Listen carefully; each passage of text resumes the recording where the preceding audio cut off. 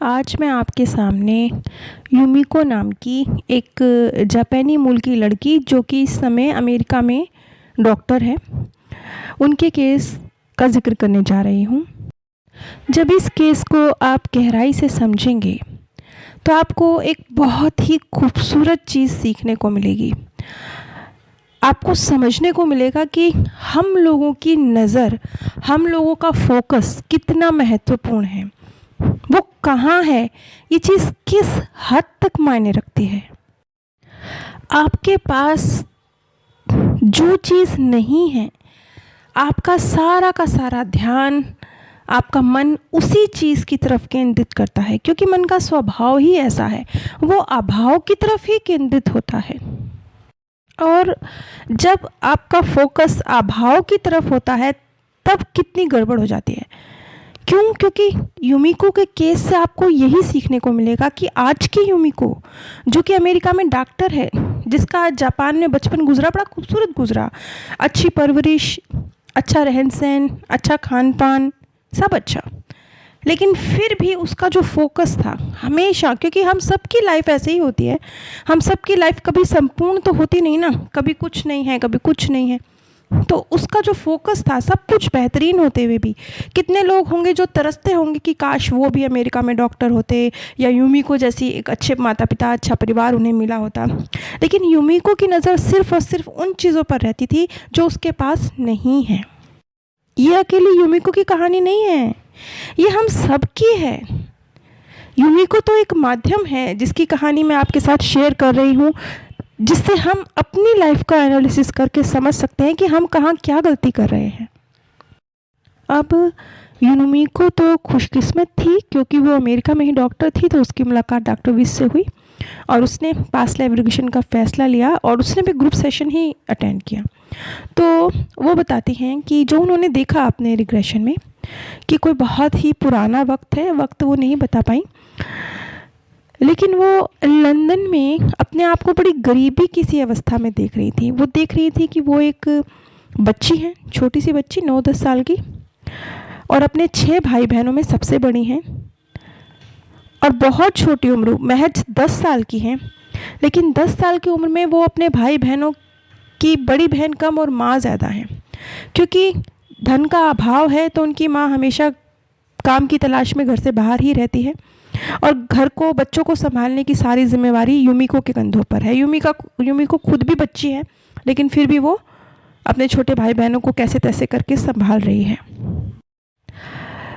यूमिको बताती है कि उसने जिस फ्रॉक में अपने आप को देखा, अब ये फ्रॉक, ये महत्वपूर्ण है, इस पे नज़र, ये एक इस कहानी की महत्वपूर्ण कड़ी है। यूमिको कहती है कि उसने एक फ़्रॉक पहनी हुई है और उस फ्रॉक से बड़ी बदबू आ रही है, बड़ी पुरानी सी, गंदी सी, मैली सी, बदबूदार सी फ्रॉक है। अब देखिए, ये वो जीवन है जहाँ से यूमिको के अंदर एक्सट्रीम में अभाव के ऊपर अपना फोकस करने का जो संस्कार है वो डेवलप हुआ। और वो कैसे डेवलप हुआ? बहुत कुछ है जो उसकी लाइफ में नहीं होगा और बहुत कुछ होगा। एक तंदुरुस्त शरीर है, लेकिन उस तरफ ध्यान नहीं गया। तो वो बताती है कि एक फ़्रॉक मैंने पहनी है जिससे बदबू आ रही है। अब सबसे ज़्यादा ध्यान उसका कहाँ है? फ़्रॉक पर। बहुत गरीबी है, एक बड़ी एक झोपड़ी जैसा घर है, पास में ही लोगों ने एक लघु शंका करने का स्थान बनाया हुआ है और वहीं पास में उनकी झोपड़ी है। तो देखिए कितनी खस्ता हाल रहे होंगे।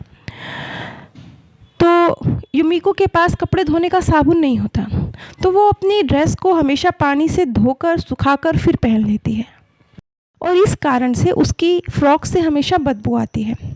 ये चीज़ बहुत खलती है यूमिको को कि उसके पास एक नई फ़्रॉक नहीं है, एक अच्छी फ़्रॉक नहीं है, उसका ध्यान एक फ़्रॉक पर है। तो एक दिन उसकी मम्मी उसको एक बड़े घर में नौकरी दिलवा देती हैं।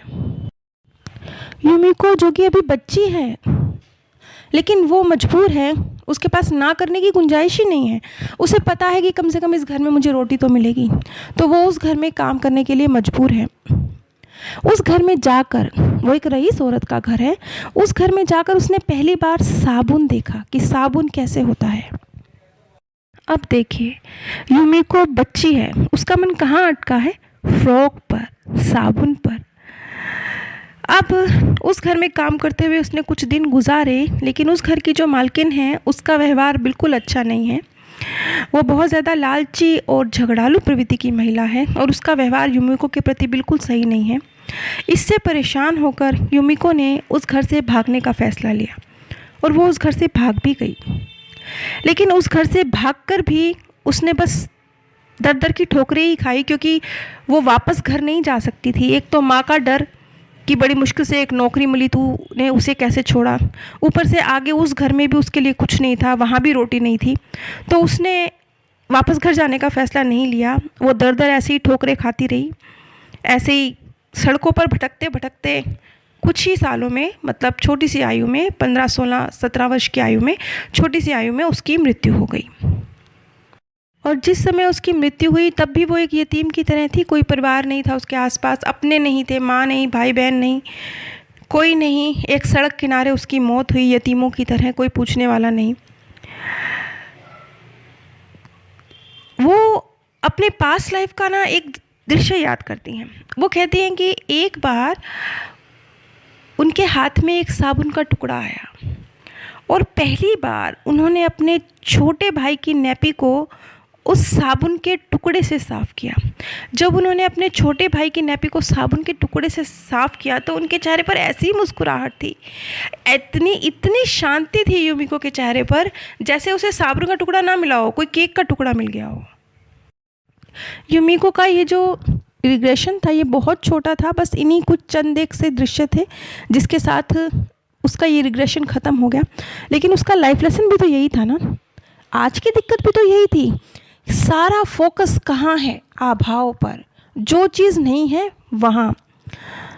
तो आज की जो युमिको है, एक अच्छा परिवार है, अच्छी पढ़ाई, अच्छी एजुकेशन, वो आज खुद एक अच्छी डॉक्टर है, साफ़ सुथरे कपड़े पहनने को मिलते हैं। लेकिन ये जो उसकी आदत थी, इसका संस्कार था, जो पास्ट बर्थ से आया था, जो इतनी खुशियाँ होने के बावजूद अभाव पर अपनी नज़र रखता था। वैसे हम सब ऐसा करते हैं, लेकिन वो थोड़ा ज़्यादा करती थी। तो युमिको का केस यहीं ख़त्म हुआ। लेकिन युमिको ने अपनी इस जो पास्ट लाइफ था, इससे एक चीज़ सीखी कि वर्तमान में जो कुछ भी आपके पास है, अब उस बच्चे के लिए क्या खुशी थी, एक साबुन का टुकड़ा। आज की युमिको कहती है कि मेरा परिवार मेरे साथ है, मैं अच्छा खा सकती हूँ, मैं अच्छा पहन सकती हूँ, एक तंदुरुस्त शरीर मेरे साथ है, मेरे अपने मेरे साथ हैं। इससे बड़ी खुशी क्या हो सकती है? और मुझे अब कुछ चाहिए ही नहीं। मैं ईश्वर की बहुत कृतज्ञ हूँ कि एक स्वस्थ शरीर और मेरे पास मेरे सारे अपने, ये बहुत बड़ी चीज़ है। मेरा परिवार मेरे साथ, वो अब इसी चीज़ में आनंद ढूंढती है। पहले युमिको अलग थी, पहले युमिको का फोकस सिर्फ अभाव पर रहता था। अब युमिको का फोकस जो जो उसके पास है सिर्फ उस पर रहता है। अब देखिए कि पास्ट लाइफ में भी क्या दिखा, एक साबुन की टिकिया दिखी, एक फ्रॉक दिखी। क्यों?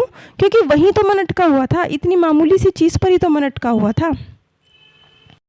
इसीलिए एक दार्शनिक हुए हैं लाओ त्सु, उन्होंने एक बात कही कि जिसे ये लगता है कि उसके पास जो भी है वो पर्याप्त है, सही मायनों में वही धनी है। ये लाइन इतनी सही है, लेकिन हमें ऐसे तो ये लाइनें समझ नहीं आती जब तक हम इनका एक्सपीरियंस नहीं करते।